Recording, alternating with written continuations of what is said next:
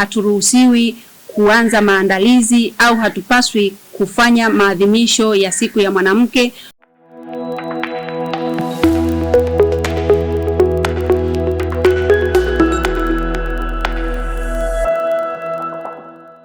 Baraza la wanawake wa Chama cha Demokrasia na Maendeleo Chadema Bawacha limezungumzia kauli ya jeshi la polisi mkoa wa Mara kuhusu maadhimisho ya siku ya wanawake duniani yaliyopangwa kufanyika Machi 8, 2026 mjini Musoma.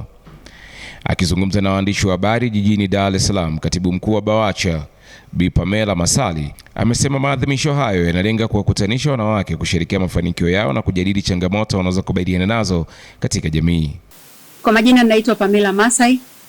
Nimekuja mbele yenu kwa ajili ya kutoa ufafanuzi lakini pia kueleza msimamo wa Baraza la Wanawake wa Chadema Taifa. Tumelazimika kufanya hivi kutokana na ambayo ilitolewa jana mkoani Mara, ambapo ilisemwa na kamishna msaidizi wa jeshi la polisi ndugu yetu Pius Lutumo, ambaye alizungumzia maandalizi ya maadhimisho ya siku ya mwanamke duniani ambayo inatarajiwa kufanyika tarehe 8 mwezi wa 3 mwaka 2026.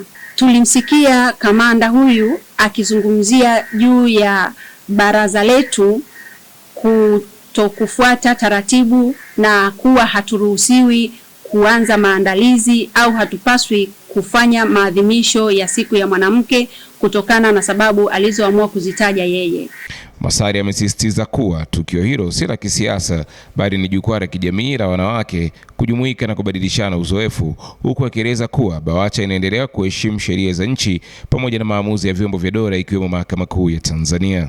Lakini sisi wanawake ambao tuko ndani ya Chama cha Demokrasia na Maendeleo Chadema tunaamini ya kwamba siku ya mwanamke duniani ni siku ambayo inaadhimishwa kijamii, lakini ni siku ambayo ni ya kimataifa inayopaswa kuadhimishwa na wanawake wote bila kujali dini, bila kujali itikadi zao, bila kujali kabila wala bila kujali rangi zao.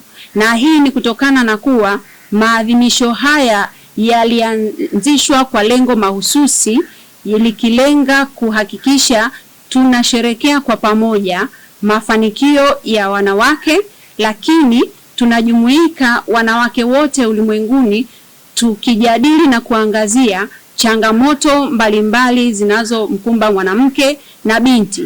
Sasa tunapokutana na mazingira kama haya yanatutia mashaka makubwa, na mashaka haya yanakuja kwamba iweje mwanamke ambaye yuko kwenye chama kimoja aonekane ya kwamba hastahili kusherekea mafanikio au kujadili changamoto ambazo zinamkumba kijamii, kisiasa, kitamaduni kama mwanamke mwingine yoyote yule ambaye atashiriki siku hiyo.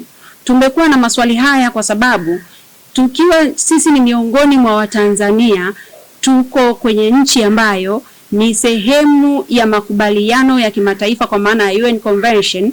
Tanzania ilisaini mkataba kwenye UN huko, lakini pia Tanzania ni sehemu ya mataifa ambayo yamesaini mikataba mbalimbali ambayo inaazimia au inasimama kwenye kutetea na kusimamia haki za wanawake katika kupambania jinsia, usawa, lakini pia ikiangazia maendeleo endelevu ya mataifa haya, tukiwa tunatambua mchango mkubwa ambao unatolewa na wanawake.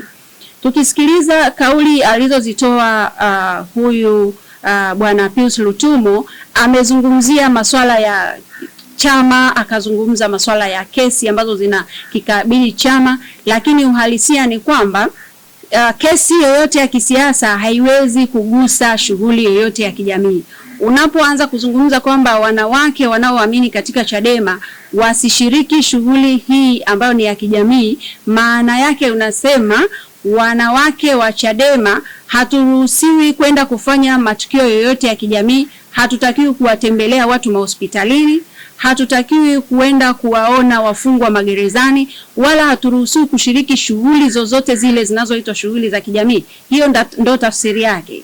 Na kwa mantiki hiyo jeshi hili sasa limeamua kujivika taswira ya kwamba wanawake wanaoamini kwenye Chadema wanatengwa na jamii ya Kitanzania, kwamba sisi sio sehemu ya taifa hili au sio sehemu ya wanawake wa taifa hili, kwa sababu kama wanawake wanaotoka kwenye mirengo mingine au walio kwenye makundi mengine watakwenda kuadhimisha siku hii, iweje mwanamke anayeamini katika Chadema au mfuasi au shabiki au rafiki ashindwe na yeye kukaa na kukutana na wenzake kwa ajili ya kujadili mafanikio ya mwanamke mmoja mmoja, lakini pia kupata nafasi ya kuzungumzia changamoto ambazo tunakumbana nazo.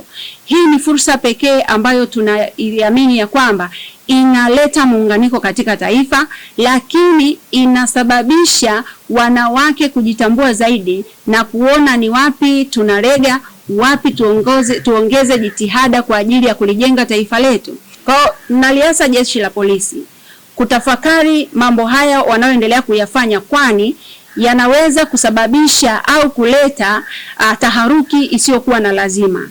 Na labda niseme tu, hata kama kungekuwa na masuala ya kimahakama yanayoihusu Chadema ambayo ndio mlezi wa baraza hili, kwa maana baraza ni moja ya wing ambayo iko ndani ya hiki chama, hata kama kesi hii ingekuwepo, bado jeshi la polisi halina mamlaka ya kutoa tafsiri ya mahakama. Labda kama watuletee barua ya kutuonyesha kwamba kulikuwa kuna court contempt ambayo imeelekeza au imesema kwamba baraza la wanawake wa Chadema linafanya kazi kinyume na maamuzi ya mahakama. Mpaka sasa kesi hii ambayo inazungumziwa ni kesi ambayo tayari ile injunction yake ilisha expire. Sisi hatuwezi kutoa tafsiri yoyote ya kimahakama, lakini hata jeshi pia la polisi halina mamlaka ya kutoa tafsiri ya kimahakama au kujichukulia hatua zozote bila kupewa maelekezo na mahakama. Na sisi tuko tayari kushauriwa na kuelekezwa zaidi kama kutakuwa na maelekezo ambayo ni nje ya jeshi la polisi, ambayo kimsingi tunajua yana milengo ya kisiasa. Tuwaombe sana. Tunaendelea kusisitiza wanawake nchi nzima tumejiandaa, tuna mpango wa kusafiri kwenda Msoma kwa ajili ya kusherekea siku hii ya maadhimisho, na tutakuwa pale kwa sababu tunajua hatujavunja sheria, tunafuata kanuni na taratibu zote za nchi. Katiba iko wazi, hatujavunja katiba, na kama kuna tatizo lolote ambalo linatokana na mahakama, basi tupate maelekezo hayo kutoka mahakamani. Msiache, kwa sababu ninyi ni sehemu ya taifa hili, na taifa hili litajengwa na wanawake wenye moyo wanaoamini katika haki, usawa na ustawi wa maendeleo ya kiuchumi. Asanteni sana kwa kunisikiliza, ndugu waandishi wa habari na ndugu wa Tanzania. Mwenyezi Mungu awabariki sana. Hii ni Egowasu TV, sauti ya jamii. Asante kwa kuendelea kutuchagua kuwa chanzo nambari 1 cha habari. Endelea kutembea katika kurasa zetu zote za mitandao ya kijamii, iwe ni Facebook, Instagram, Twitter, X pamoja na TikTok. Huko kote tunatambulika kama Egowasu TV.